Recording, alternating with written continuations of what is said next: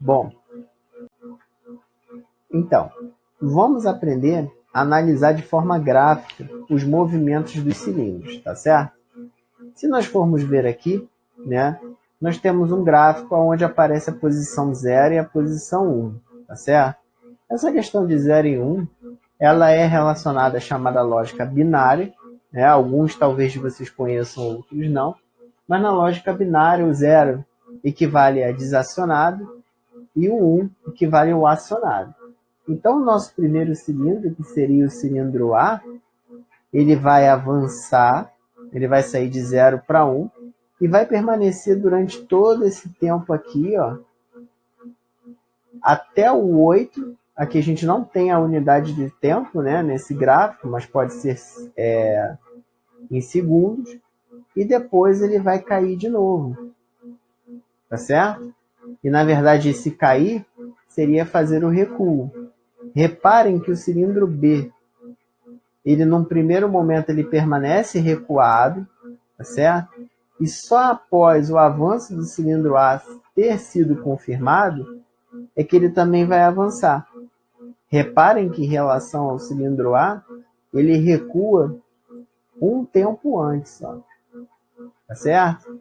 Já o cilindro C, ele tem um comportamento interessante. Quando o cilindro B avança, ele também aqui avança, se a gente for analisar o gráfico. Depois que ele avançou, ele já recua e permanece assim. Isso poderia ser, dando um exemplo aqui, uma etiquetagem ou um procedimento que o cilindro simplesmente precisa ir lá, né, carimbar e recuar, tá certo?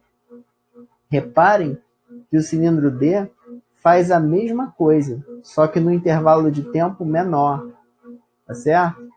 Ele, na verdade, ó, se a gente for analisar aqui, ó, a largura do eixo de tempo, ele acaba sendo menor no cilindro D do que no cilindro C, ok? Então a gente tem aqui uma maneira de conseguir representar de forma gráfica as movimentações de cilindro, tá? Como ocorrem, qual é a dinâmica, para que a gente possa ilustrar um pouco mais o nosso conteúdo e comece a ver a questão mesmo de documentação, de projetos, de representação gráfica do que está ocorrendo, tá certo? Bom, aqui nessa parte do slide, nós temos essa explicação, né, dos estágios e os passos, os instantes, digamos assim, aonde a gente vai monitorar o funcionamento, né, o avanço ou o recuo desses cilindros. Vamos classificar agora a chamada sequência direta e sequência indireta, ok? E a partir de agora, vamos adotar o sinal de positivo como avanço e o sinal de negativo como recuo. Então, por exemplo, nessa primeira linha que nós temos aqui, tá? Nós vamos ter a seguinte situação. Vamos ter o cilindro A avançando, sinal de soma. Depois, o cilindro B avançando. Próximo estágio, teremos o cilindro A recuando, sinal de negativo. Cilindro B recuando, tá certo? Reparem que esses movimentos eles são intercalados. Se eu quisesse, por exemplo, que A e B recuassem de forma simultânea, eu iria pôr um parêntese aqui na minha representação para avisar que eu quero os dois ao mesmo tempo, tá ok? Na nossa definição de sequência direta e indireta, a sequência direta ela é o seguinte: o segundo estágio é idêntico ao primeiro, só que com os sinais opostos. Então, ó, aqui eu tenho o A e tenho o B, no segundo estágio eu tenho o A e o B, na mesma sequência. Positivo, positivo, negativo, negativo. No de baixo, por que não é uma sequência direta? Porque tenho A e B, só que agora eu tenho B e A. Eu inverti. E aí, isso não gera para mim uma sequência direta. No de baixo, vamos ver se é sequência direta ou indireta. Eu tenho a sequência de A, de C e de B. Eu tenho a sequência de A, de C e de B. uma sequência direta. Reparem que os sinais também são opostos. Positivo, positivo, negativo, negativo, negativo, positivo. Tá certo? Sequência indireta, ó. O primeiro aqui é o A, na outra sequência é o D. Tá certo? Bom, vamos continuar. Aqui a gente tem ainda um pouquinho mais ilustrando essa questão de sequência direta e indireta.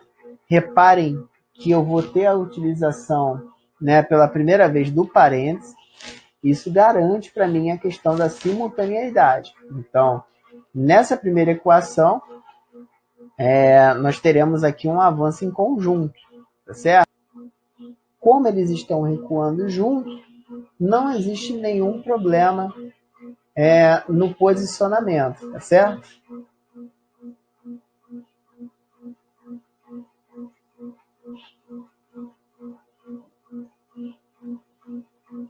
Bom, o método que a gente vai falar aqui é o método intuitivo, tá certo?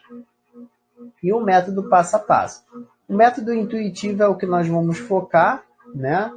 Ele é todo metodológico e aos poucos a gente consegue desenvolver o circuito sem dor de cabeça, tá certo? E aí o que acontece? Nós vamos tomar como referência uma sequência qualquer, né? Onde A avança, B avança, depois o A recua e o B recua.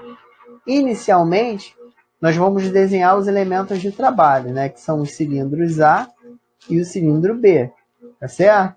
Na segunda etapa, as válvulas de comando principal. Então, eu preciso de uma válvula capaz de acionar o cilindro A e uma válvula capaz de acionar o cilindro B, tá certo? Bom, depois que eu tenho as válvulas de comando principal, eu preciso desenhar as válvulas de elementos de sinal, né? Como é que funcionam as válvulas de elemento de sinal? Eu tenho a válvula principal, que aciona o cilindro, mas eu preciso das válvulas que acionam essa válvula principal. Essas válvulas são chamadas de elemento de sinal, tá certo? Então, essas válvulas são chamadas de elemento de sinal. Então, eu tenho que ter isso tanto para B quanto para A, tá certo? Feito isso, basta eu fazer as conexões de ar comprimido para fechar o meu circuito, tá ok? Sem muito trauma, basicamente seguindo os 3 passos, você consegue desenvolver e projetar o circuito. Na quinta etapa, né, de acordo com os passos da sequência de movimento, desenhar os acionadores dos elementos de sinais e representar a posição das válvulas piloto entre o cilindro. Na verdade, o quinto passo é só para você se atentar na sequência correta de acionamento das válvulas que fazem os elementos de sinal, para que eu tenha o meu cilindro se movimentando de forma correta. Tá ok? E aqui a gente vai ver o passo a passo. Digo a vocês que era interessante depois de pausar, para poder ir lendo aos pouquinhos o vídeo, o material que está contido no vídeo, mas vocês vão perceber que tem que obrigatoriamente fazer esse primeiro acionamento que está aqui, tá? Porque senão o meu cilindro A não vai avançar de acordo com a sequência que foi pré-definida. E aí é só você vir fazendo as sequências para ver o circuito funcionando. Tá certo? Chegamos ao fim da nossa 6ª aula. Espero que todos tenham gostado. E até a próxima.